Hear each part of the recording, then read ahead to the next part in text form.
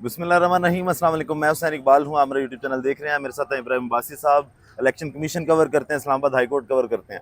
आज Islamabad high court ने अब्बासी साहब कहा है इनफ इज़ इनफ। मज़ीद जो जजेस की बेतौकीरी है या उनके खिलाफ जो कंपेन चलाई जा रही है उसको बर्दाश्त नहीं किया जाएगा। आज ये पहली बार तारीख में हुआ कि अदारा जाती जो है वो रिस्पॉन्स आया। पहले ख़त लिखे जाते थे कि जनाब मुहिम चलाई जा रही है या किरदार कुशी की जा रही है। आज कैसे बेंच तश्कील हुआ और क्या हुआ उस समात के अंदर? बहुत बहुत शुक्रिया हुसैन भाई। देखें, आज का जो बेंच बना, जो रिस्पांस आया, वो तारीख में पहली दफ़ा इस तरह ऐसा हुआ है कि पाकिस्तान की तारीख के अंदर कि कोई भी इस्लाम हाई कोर्ट है पाकिस्तान की, उसके किसी जज के खिलाफ मुहिम आई हो, सारे जजेस बैठ के उन्होंने बेंच बनाया और फुल कोर्ट जो है वो बैठी हो और उसके मामले के ऊपर उन्होंने नोटिस लिया हो। ये पाकिस्तान की तारीख में सबसे पहली दफ़ा हुआ है। अगर आप देखें जस्टिस तारक महमूद जहांगीरी के हवाले से, जस्टिस तारक महमूद जहांगीरी साहब का जो मामला है ये बड़ा दिलचस्प है।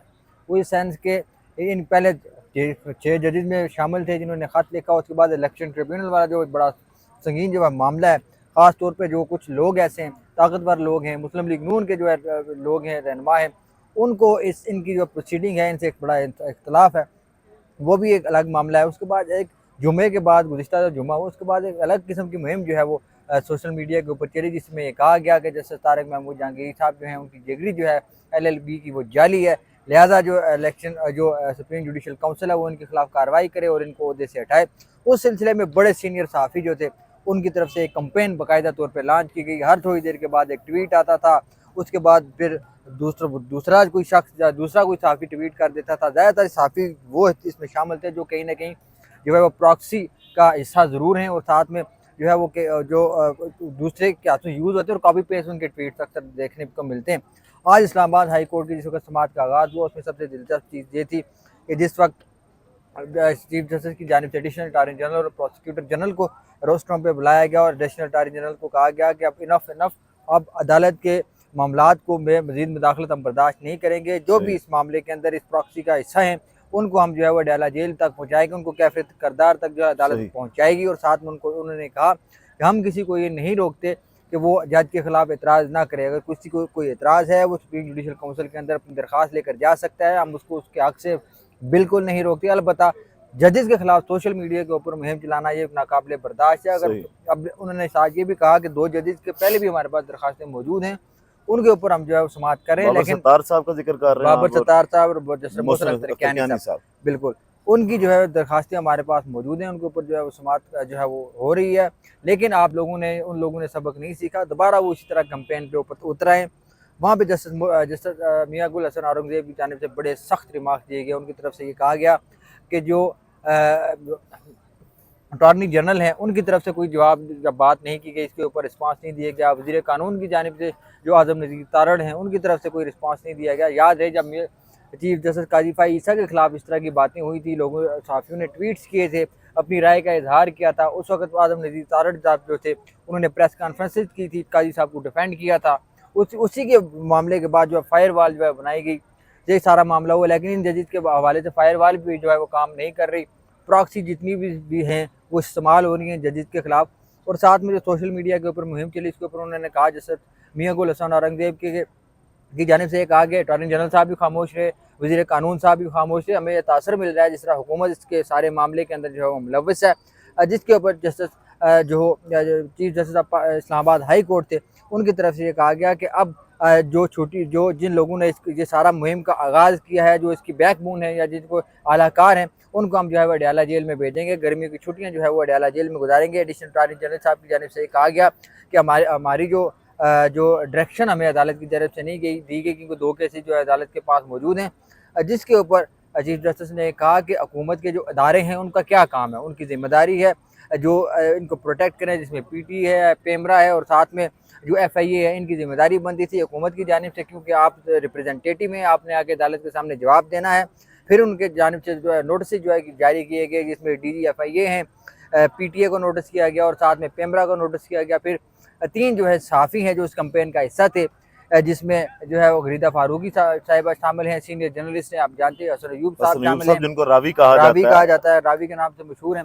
उनको जो है कंटेम्प्ट ऑफ कोर्ट का जो है नोटिस जारी किया गया। इसके साथ जिन्होंने सबसे पहले कंपेन जो है लॉन्च की सोशल मीडिया के ऊपर, पहला ट्वीट जिन्होंने किया, जो अमार सलंगी साहब, उनको जो है वो नोटिस जारी किया गया। अब ये सारा मामला जो है वो शिफ्ट कर दिया गया है, जो गर्मियों की छुट्टियां हैं 2 माह की, उसके बाद इस केस को दोबारा जो है वो ये फुल कोर्ट जो है सुनेगी, इस्लामाबाद हाई कोर्ट की। अच्छा इब्राहिम, हसन अयूब साहब ने गालिबन वो मैसेज किया था कि वो ट्वीट किया था सबसे पहले कि इनफ इज इनफ, अब जो जुडिशियल एक्टिविज्म स्टार्ट है इस पे अब रिस्पांस आएगा, और वो रिस्पांस रेफरेंस की शक्ल में देखा गया। अब उनको भी बुला लिया गया, गरीदा फरूकी साहब को भी बुला लिया गया।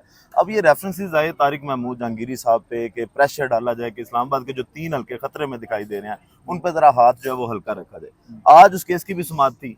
अब इस्लामाबाद हाईकोर्ट ने टाइम बम जो है वो सेट कर दिया, रोजाना की बुनियाद पे जो है वो समाअत उसकी मुकर्रर की जाएगी। 9, 10 और 11 को दोबारा से जो है वो समाअत मुकर्रर है तीनों हल्कों की। क्या वजह है, पाकिस्तान मुस्लिम लीग नून क्यों कतरा रही है, इनके रहनुमा क्यों नहीं जा रहे इस्लामाबाद हाईकोर्ट में, क्यों जुर्माने करने पड़ रहे हैं अदालत को? देखें ये सिंपल सी बात है कि अगर अदालत के कहने के ऊपर आपने तमाम फॉर्म जो हैं वो जमा करवाने हैं, 45 हो, 46 हो, 47 हो, साथ में बयान हल्फिया आपने देना है, जो जवाब मांगे गए हैं, जवाबात मांगे गए हैं, वो अगर आपने दे देंगे तो फिर आपको कोई ज़रूरत नहीं है, ना अदालत आपको या ट्रिब्यूनल आपको जुर्माने नहीं कर सकता। अगर आपके पास वो ओरिजिनल हैं तो आप सबसे आगे होकर सबसे पहले आप देंगे। अगर आपके पास जाली हैं, आपको पता है कि हमने आगे जाके फंसना है, हमसे ये सीटें, ये नशिस्तें जो हैं इस्लामाबाद की तीनों हल्कों की ये जा सकती हैं, फिर यकीनी तौर पर आप ट्रिब्यूनल से अवॉइड करेंगे, आप नहीं जाएंगे ट्रिब्यूनल के अंदर। ये कॉमन सी बात है।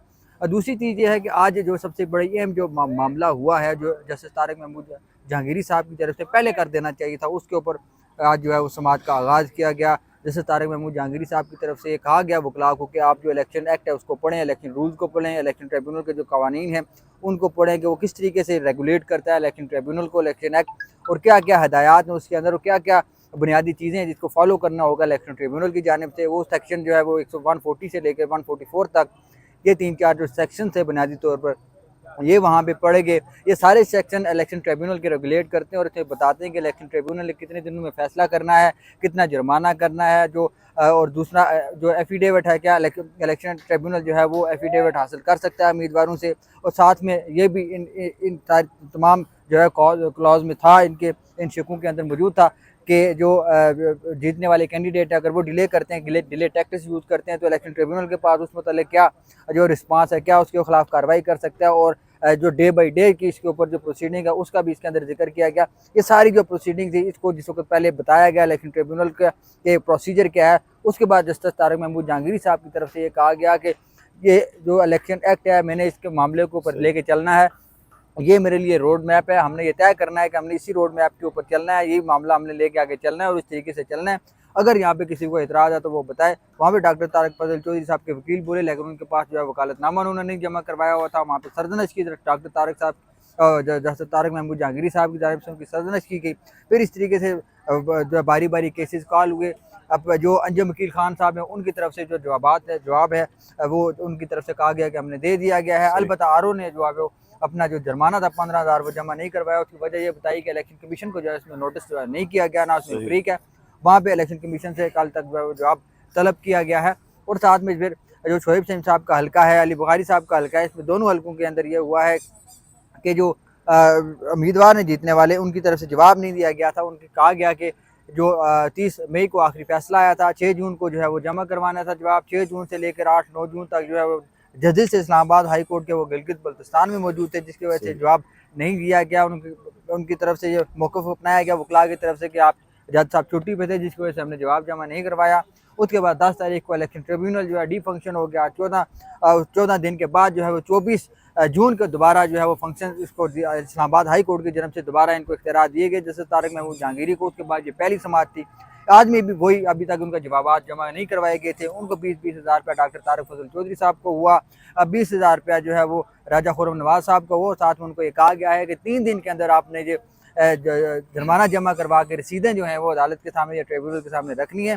आखिर में उन्होंने बड़ी सख्त बात की, उन्होंने कहा कि अगर जो कोई इलेक्शन ट्रिब्यूनल के फैसले को नहीं मानेगा, इसके अगली समाअत के ऊपर जो है वो किसी ने कोई हुक्म अदूली की तो उसके खिलाफ उसको शो काज नोटिस जो है वो अदालत या ट्रिब्यूनल जारी करेगा और 15 दिन के अंदर अंदर उनकी जो रुकनीत है कौमी असम्बली की उनको भी मुअत्तल कर दिया जाएगा। अच्छा इब्राहिम, आखिर में क्योंकि आपने इलेक्शन भी कवर किया, इलेक्शन कमीशन को भी कवर करते हैं, अब ये क्या आपको लगता है कि तीनों के तीनों हल्के जो हैं वो खतरे में हैं, या ये साबित कर पाएंगे कि जनाब नहीं ये फार्म 47 जो है वो ठीक है? क्योंकि मसला तो वही फार्म 45 और 47 के तजाद का है। आपने कवर किया कैसे देखते हैं कि पाकिस्तान मुस्लिम लीग नून के ये तीनों हल्के इस्लामाबाद के जो है वो खतरे में दिखाई दे रहे हैं? देखें, अगर इलेक्शन ट्रिब्यूनल अपना काम करता है, जिस तरह से काम कर रहा है, तो मुझे नहीं लगता कि इलेक्शन ट्रिब्यूनल से इनको दोबारा अपने हल्के वापस मिलेंगे। इनसे यकीनी सही। तौर पे इस जो हल्के हैं तीनों, ये पाकिस्तान तहरीक इंसाफ की तरफ जाते हुए नजर आएंगे। अगर जिस इस तरह का माहौल पैदा हो गया, मैं पहले भी ये बात करता रहा हूँ, अभी भी ये बात करता हूँ कि वहाँ पर पाकिस्तान मुस्लिम लीग नून के जो जीते हुए तीनों उम्मीदवार हैं वो इस्तीफ़ा भी दे सकते हैं।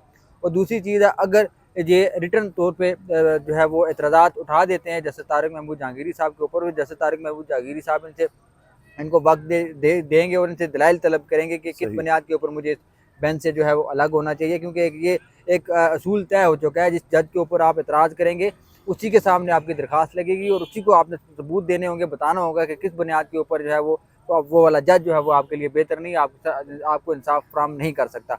ये वाला मामला अगर हो जाता है, फिर तो ज़्यादा इलेक्शन कमीशन नया ट्रिब्यूनल बनाएगा, नया ट्रिब्यूनल 180 दिन के अंदर जब फैसला करेगा, वो फैसला ऑटोमेटिकली दोबारा इस्लामाबाद हाई कोर्ट में चैलेंज होगा। लेकिन उससे ये चीज़ वाज़ेह हो जाती है कि अगर नया ट्रिब्यूनल बन भी जाता है, तब भी मुस्लिम लीग नून के जो तीनों उम्मीदवार हैं वो इस्लामाबाद हाई कोर्ट से बच नहीं सकते, उनके लिए बहुत मुश्किल हो जाएगा। अलबत्ता जिस तरह जस्टिस तारिक महमूद जहांगीरी साहब जो है प्रोसीड कर रहे हैं सारे मामले को, मुझे नहीं लगता कि ये सीटें मुस्लिम लीग नून के पास रह जाएंगी। ये उन्हीं लोगों के पास जाएंगी जिनका ये हक है, जिन्होंने सही। जिन अपने लीडरान को, उम्मीदवारों को वोट दिए हैं, उनका हक है, उनको मिलनी चाहिए। बहुत शुक्रिया इब्राहिम आपके वक्त का। बाकी वीडियो का इख्तिताम करते हैं इस दुआ के साथ कि अल्लाह ताला पाकिस्तान पर अपनी रहमत नाजिल करे। पाकिस्तान जिंदाबाद।